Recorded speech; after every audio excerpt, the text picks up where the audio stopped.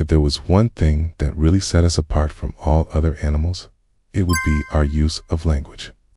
Language is what allows us to convey complex ideas across space and time. It's how we plan for the future, tell stories about the past, debate ethics, and make friends.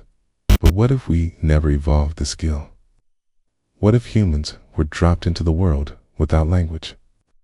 You might think that it would be easy enough to communicate using gestures and facial expressions. After all, babies can do it. But as they get older, they need more than basic sounds and hand movements to express themselves.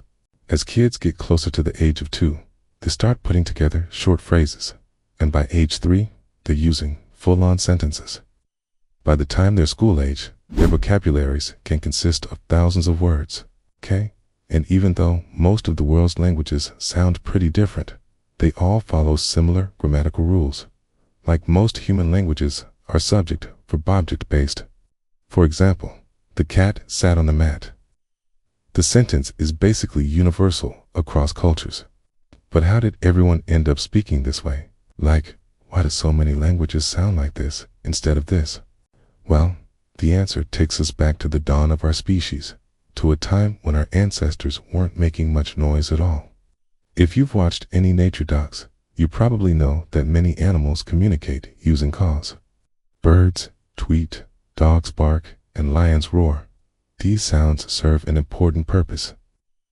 They allow nearby members of a species to know whether a potential mate is ready to reproduce, warn each other about predators, or identify each other after dark. But these calls aren't very versatile. It's like, sure, birds can have different calls for different purposes, but they don't have the ability to combine sounds in novel ways to describe new things, okay? That's something that only humans can do with our special language centers in the brain called Broca S area and Wernicke S area, okay? Our brains are hardwired for grammar, which is part of the reason why everyone's language sounds so similar. But before actual words evolved, we had to find some way to string sounds together in grammatically correct ways. Turns out, we didn't have to reinvent the wheel, because we got our basic sentence structure from another animal, our primate cousins, apes. Not only do apes use basic sentence-like structures, but they also use them to teach their young how to communicate, just like humans. In the wild, baby apes will vocalize and then pause, and then vocalize again. And the adults around them will repeat those sounds back to them. This back and forth is exactly how kids learn to speak their first language. This discovery has led some researchers to hypothesize that our ancestors may have started communicating with something similar to proto-language, a precursor to modern language that already had some grammatical structure. Proto-language could have started out as simple requests between parents and children. Over time, those requests became more complex and eventually turned into full-on sentences. And because apes spend their whole lives using proto-language, it means that humans didn't evolve our language ability completely from scratch. Instead, we adapted our pre-existing communication skills and upgraded them to a new level. But if we took this evolutionary step, then what would our early proto-language have sounded like? Well, scientists have been able to reconstruct some of it thanks to an incredible fossil. It comes from the island of Java in Indonesia. It's the only known hominin to ever have lived there, and it's called a Java man. But it's not actually a man. It's a child who died around 1 million years ago. So that makes it our closest relative that came before Homo sapiens. We've found a few fossils of Java man, but the best preserved one was found in 1937. It was a toddler who was nicknamed Eve, and when she was discovered, she was still wearing her signature red hair bow, showing us that even as kids, humans have liked to look good. But while we can appreciate her sense of style, the real reason we care about Java man is because of her skeleton. You see, skeletons don't preserve sound, but they do preserve the shape of the skull and the ears. And the shape of these features tells us something about the size and position of the brain and the inner ear. And that gives us clues about how well she could have heard sounds and processed them in her brain. Turns out, the shape of her ear bones suggests that she could hear sounds that were extremely high and low-pitched. She could have heard sounds like this and this, but not like this. And that matters, because the way we perceive pitch is related to the way we organize sounds into categories. Sounds that are close together on the pitch range are harder to distinguish, so people tend to group them together using computer simulations. Researchers figured out how sounds would have had to be grouped together if they were going to be perceived by Eve's ears here, and that gave them a rough idea of what sounds could have been used in early proto-language. We don't know exactly what words she would have used, but her ability to hear pitch likely allowed her to communicate with a lot more nuance than other animals. So, if she could hear these sounds, but not this, then maybe she could have communicated something like, "Get away from me," or "Help me."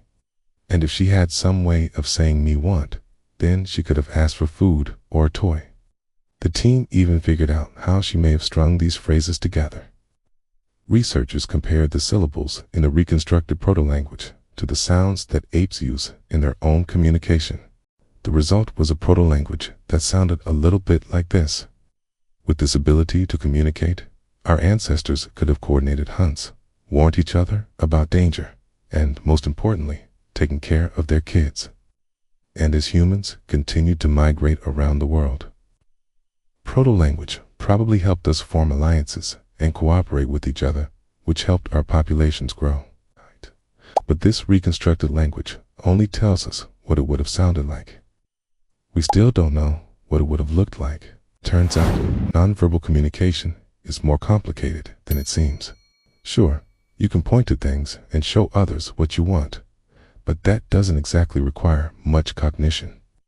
Even apes can do that. To understand what early humans would have done, researchers wanted to figure out how they might interpret gestures in different contexts.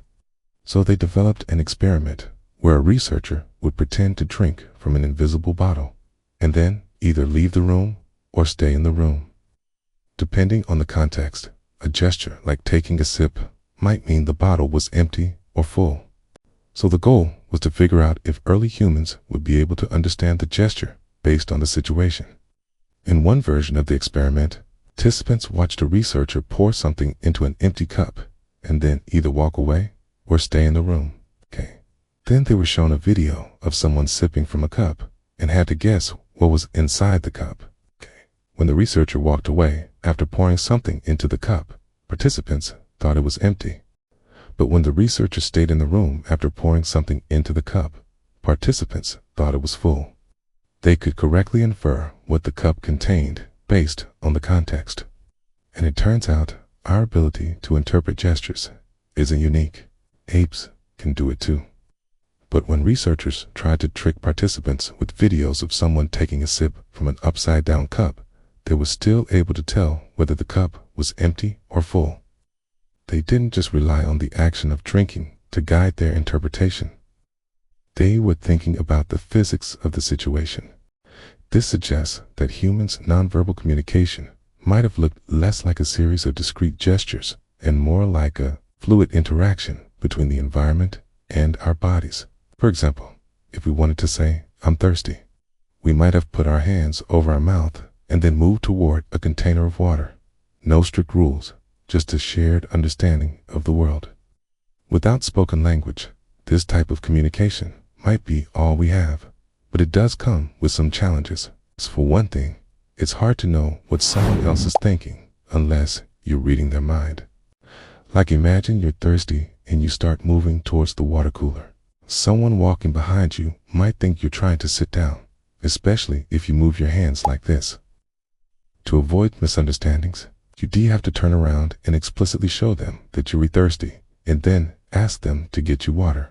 Without words, communication would take a lot more effort, and it would be hard to convey anything abstract like a feeling or an idea. Gestures and facial expressions are great for conveying concrete things, but they fall apart when you read trying to talk about things that are undared or never existed, like dragons. Words are what let us speculate about imaginary worlds and talk about our dreams. But let's face it, words can also be kind of divisive. Take the word crayon. Does it rhyme with nation? Because if it doesn't, then I just created a whole list of words that don't rhyme with it. Every culture uses language differently. Some languages use tones to convey meaning, and others focus on context.